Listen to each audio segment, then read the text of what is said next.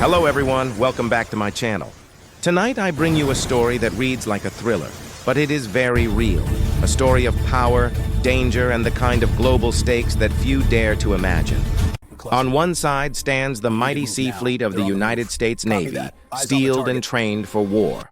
On the other side stands the Federal Bureau of Investigation, digging into shadows, chasing whispers, unraveling a network. And in the very middle of that maelstrom, a single syndicate moving $5 billion worth of methamphetamine across borders, across oceans, across law enforcement jurisdictions. The tension is naval, political, military, and it usually happens in the movies. But this time it happened real.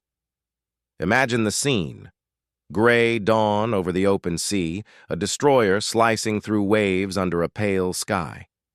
Commanders in briefing rooms, maps spread, satellite imagery flickering. Intelligence out of Washington, D.C., feeding into Norfolk, into San Diego, into the darkest corners of the world. On land, agents of the FBI move quietly, tapping phones, watching accounts, intercepting shipments. At sea, warships shadow container ships, recreate maritime chess moves, poised for confrontation. The stakes are high. Lives are on the line. The political fallout even higher. It began with a tip, one that seemed too improbable to many. A network of traffickers, disguised behind legitimate shipping companies, siphoning cash, moving product, drawing protection. Their base was far-flung, their routes intricate, their partners shadowy. They were not a local gang. They were global. Multiple nations, multiple ports. The value of the operation, around $5 billion worth of meth. Think about that number. Not 5 million, 5 billion. It ripples through governments, through international relations, through military strategy. And so the decision was made. This cannot be handled solely by civilian law enforcement. The Navy had to step in. In command centers aboard ships, officers track vessel movements, monitor maritime traffic, flag anomalies. A container ship leaving port with a declared cargo of electronics, but its manifest shows inconsistencies. A mid-ocean rendezvous with a smaller vessel. A transfer under cover of darkness. The Navy's drones, its helicopters, its satellites, all part of a silent hunt. Meanwhile, agents of the FBI on land are watching bank flows, coordinating with foreign agencies, preparing simultaneous arrests. The two forces converge at the critical moment. Now picture the moment of the takedown. A storm-tossed sea, a ship flagged by radar, intercept craft racing across the deck of a carrier group. On shore, FBI tactical teams breaching safe houses, cuffs clicking. Military and law enforcement in synchronized motion across continents. Political leaders watching closely, the President, the Secretary of Defense, the Attorney General, all aware that one misstep could provoke diplomatic disaster or worse. The syndicate had reach, had protection, maybe even backed by parties who expected to pay less than $5 billion and to gain far more.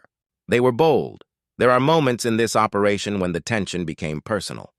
A Navy captain sitting in his cabin late at night, flicking through satellite intel, concerned about rules of engagement. A member of the FBI team in a safe house, listening to radio chatter, heart pounding, knowing that one wrong move could cost lives. In Washington, a briefing room full of generals and agents. On the table, geopolitical risk, the potential for warlike escalation. Because remember, you are dealing not just with criminals. You are dealing with complex webs of corruption, cross-border complicity, maybe state actors who turn a blind eye or worse. The political dimension is enormous. And then the moment of truth. Multiple arrested, multiple ships boarded, cargo seized. $5 billion worth of meth? Maybe not all of it recovered, but definitely enough to send a message. We are coming for you. The message echoed not just across the U.S., but to all syndicates thinking they could operate unchecked. The Navy, the FBI, in lockstep, delivered a blow. But it is not over. Because when a network of this scale is disrupted, the ripples cascade. Retaliation, political fallout, international pressure, allies applauding, rivals watching, the public demanding answers. There's a human side, too. A teenager addicted somewhere in a city doesn't see the warships or the command room screens. But the damage is real. Families torn apart, communities ravaged, governments forced to act. And here we see the biggest irony. A drug syndicate worth billions is treated like a paramilitary adversary. Because structurally, that's what it is. Weaponized narcotics, money laundering, maritime logistics. It's a war under the radar. In the aftermath, there are memorials, agents remembering partners lost, sailors recounting tense moments when rules of engagement nearly forced them into crisis, politicians defending budgets that allowed this operation. And the world watching? How did the U.S. pull it off? What intelligence leaks? What cooperation from foreign services? What technology enabled the Navy to shadow vessels? The film-like drama of it all hides a deeper truth, the thin line between crime and war in the 21st century. Yet there are consequences. A nation whose ships were implicated in the shipments demands answers. Another country whose ports were used will undergo investigations. The Navy's role in law enforcement raises questions: jurisdiction, oversight, diplomacy. The FBI's global chase of cash raises issues of sovereignty. At every turn, there's political risk. Leaders must walk a tightrope. The world's stage is unforgiving. Despite the drama, tonight's takeaway is clear. The era when drug traffickers operate with impunity is ending. When the Navy and FBI join forces, when military might and law enforcement resources converge, even the biggest syndicates feel pressure. $5 billion is massive, but detectable. The grid is tighter. The world is smaller. The sea's harder to hide in.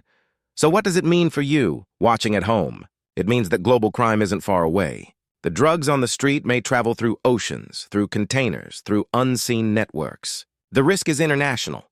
The solution must be too.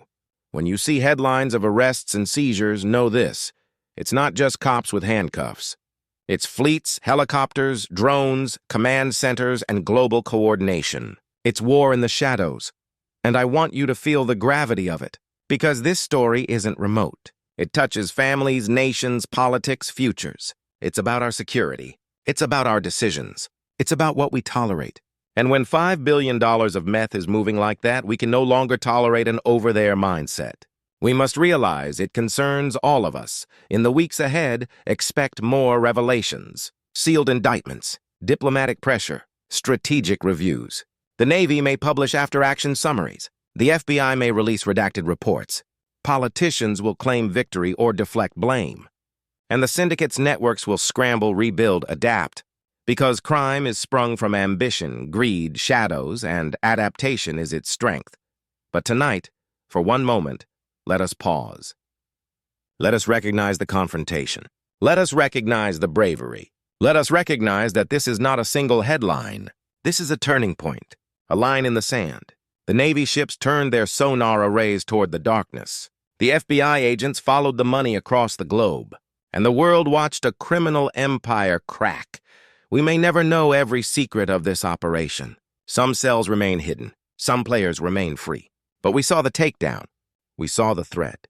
And we saw the response. That response matters, because it signals that the war beneath our waves and beneath our streets is being acknowledged. Thanks for watching, and don't forget to like, share, and subscribe for more updates.